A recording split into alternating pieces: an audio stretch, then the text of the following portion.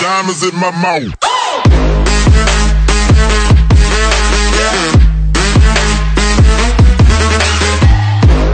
Fala galera, tudo beleza? Vindo aqui trazendo mais um vídeo do canal. Bom galera, dessa vez tudo aqui mais um vídeo tutorial sobre a Redstone. Galera, dessa vez vou ensinar vocês como fazer uma lareira automática, tipo essa daqui. Olha só. Vendo só, liga e desligar.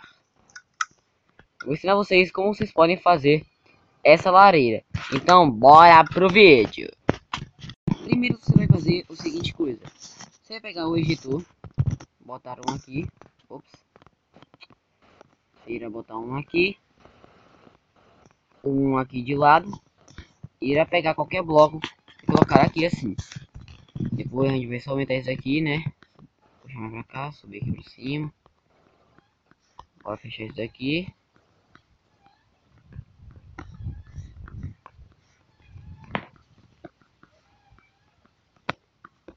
Assim. Você vai pegar e cavar aqui e colocar rocha do Nether. Aqui. Aqui vamos deixar um blocozinho aqui para não ficar muito feio. Aí vocês aumentam tudo que vocês queiram na sua casa, sei lá. Bom, aí você vai pegar a redstone e vai ligar assim, ó.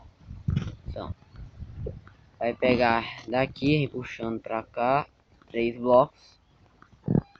Aqui, dá um espaço aqui pra dar certo.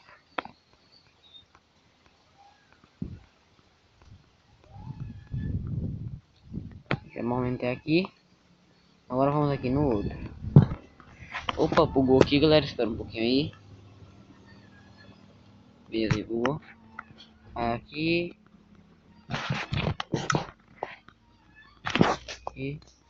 E aqui.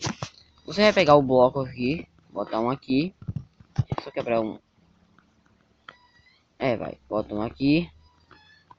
E outro aqui. Outro aqui, outro aqui. Depois irá botar os botões. Um aqui, outro aqui. E por fim, irá colocar os itens aqui. Você escolhe qual você quer. Se eu botar o isqueiro nesse. E botar o eixo, a água nesse daqui. E tá aí feita a sua fornalha. Mas antes, você vai pegar aqui sua lareira, quer dizer, vai pegar as barras de ferro, né? E vai colocar aqui, porque senão a água vai acabar escapando. Beleza. Opa. Caiu sem querer. Aí vocês botam umas plaquinhas aqui dizendo que ligar e aqui desligar e beleza. Então é só nós apertar aqui e ativa. Se nós quiser desativar só aqui uma vez, 2 vezes para desativar a água. E tá aí. Bom galera, esse foi o vídeo. Eu espero que vocês tenham curtido.